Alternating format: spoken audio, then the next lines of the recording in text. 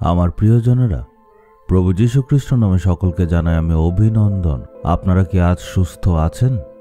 আপনারা কি আনন্দে আছেন? আনন্দে থাকতে হবে, কারণ প্রভু আপনার প্রতি প্রেম দেখিয়েছেন, আপনাকে সান্ত্বনা দিয়েছেন আর আপনাকে আশীর্বাদ করেছেন। আপনার প্রার্থনার উত্তর দিয়েছেন আর আপনার সকল ব্যাপার উনি সামলে নিয়েছেন। তাহলে কেন আপনি চিন্তিত আছেন? আপনার জীবনে বিপদ সমস্যা আসতেই পারে, এগুলি তো সবার জীবনে আসবে, কিন্তু সবসময় এই জিনিসটা মনে রাখবেন, ঈশ্বর আপনার সঙ্গে আছেন, উনি আপনাকে বিজয়ী করবেন। আমরা দেখব যিশায়া নবীর পুস্তকের 51 অধ্যায়ের 16 পদে কি লেখা আছে? আমার হাতের ছায়ায় তোমাকে ঢেকে রাখলাম। ঈশ্বরের হাতের ছায়ার নিচে উনি আমাদের রাখেন। এর কারণ হচ্ছে যে উনি আমাদের প্রভু, আমরা ওনার প্রজা। আমি আমার হাতের ছায়ার তলায় তোমাদেরকে রাখি। কিভাবে সম্ভব? একজনের হাতের ছায়ার নিচে একটা বড় মানুষ কিভাবে থাকবে? কড়া রোদ্রে বেরোয় যখন, তখন ছায়া পেলে মনে আনন্দ হয়। কড়া রোদ, খুবই গরম, তখন ছায়া হলে কত ভালো লাগে। একজনের হাতের ছায়ার নিচে আশ্রয় কিভাবে পাওয়া যায়? অনেক সময় দেখবেন মা কি করে নিজের ছোট্ট বাচ্চাদেরকে রোদ থেকে রক্ষা করার জন্য তারা নিজেদের হাত দিয়ে বাচ্চাদের চেহারাকে ঢাকে আর এইভাবে রোদ থেকে বাঁচায়। আমার মনে আছে ছোট সময় যখন আমি স্কুলে পড়তাম, সেই সময় যাতায়াতের বেশি একটা সুবিধা ছিল না, আর তাই আমরা যখন স্কুলে যেতাম তখন পায়ে হেঁটেই যেতাম। আর আমার স্পষ্ট মনে আছে যখন আমরা হেঁটে যেতাম সেই রোদে অনেক কষ্ট হতো।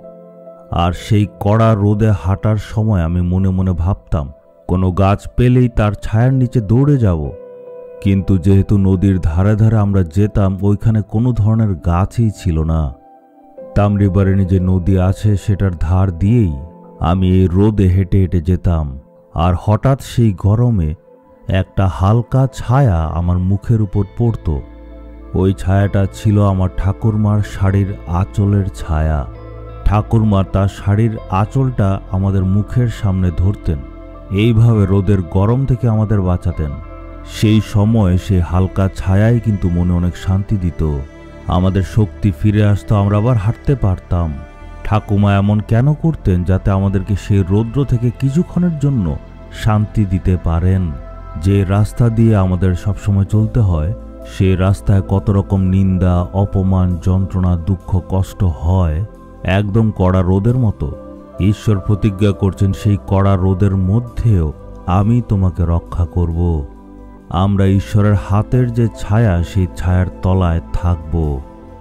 আর সেই ঈশ্বরের হাত কিন্তু কোনো ছোট হাত নয়, কারণ উনি হচ্ছেন আকাশ ও পৃথিবীর সৃষ্টিকর্তা সদাপ্রভু। সেই সর্বশক্তিমান সদাপ্রভু ঈশ্বর বলছেন, আমি তোমাকে আমার হাত দিয়ে সব সময় রক্ষা করব।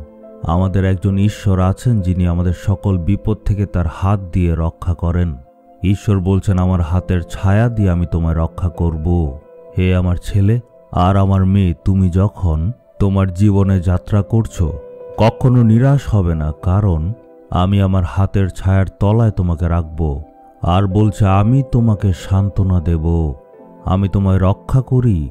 এই জন্য আমাদের দরকার যাতে আমরা সেই ঈশ্বরের ছায়ার নিচে দৌড়ে চলে আসি আর যাতে ওনাকে বলি, হে পিতা, সকল বিপদ থেকে আপনি আমাকে রক্ষা করেন, আপনি আমার রক্ষাকর্তা ঈশ্বর।